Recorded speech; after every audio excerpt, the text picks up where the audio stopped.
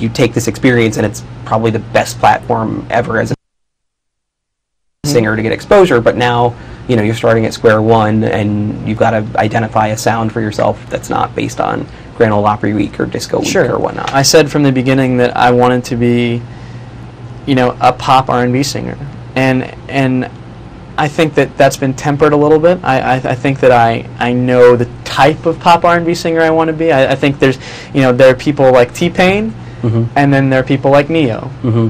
You know, whereas I love T-Pain, right. I'm going to Neo now. Right. You know, and I've always liked all that music. I have an understanding of who I'd like to work with. You know, I've been mentioning Neo a lot, but, you know, Neo, the Underdogs, Stargate. You know, there are a lot of writing and production teams that I'd love to work with, for the reason, you know, because I know that they've taken voices like mine and turned them into those records. For me, you know, it's hoping that 19 and Sony pick me up this summer, because of course they have the first option.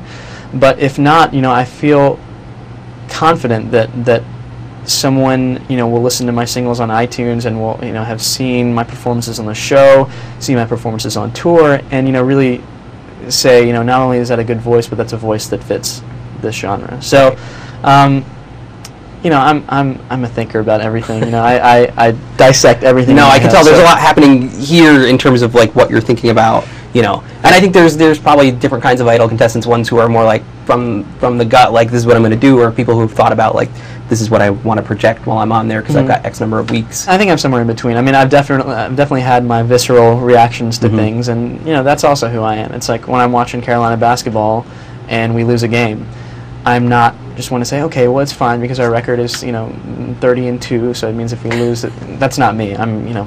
Do you have the Paula lip quiver? I did punch a wall after.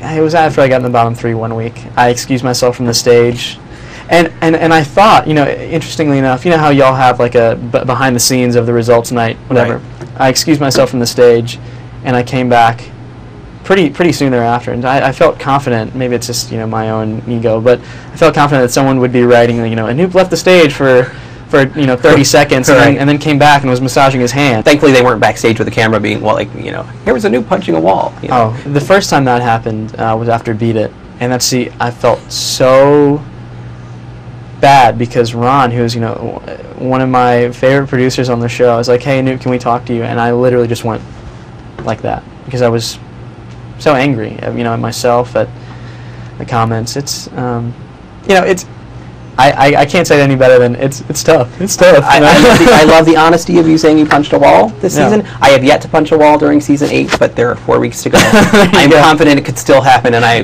promise I will discuss it and give you a shout out. Well, you know, if Allison does badly one week, then you might have to punch a wall, right? You feel my pain. You know what I'm going through.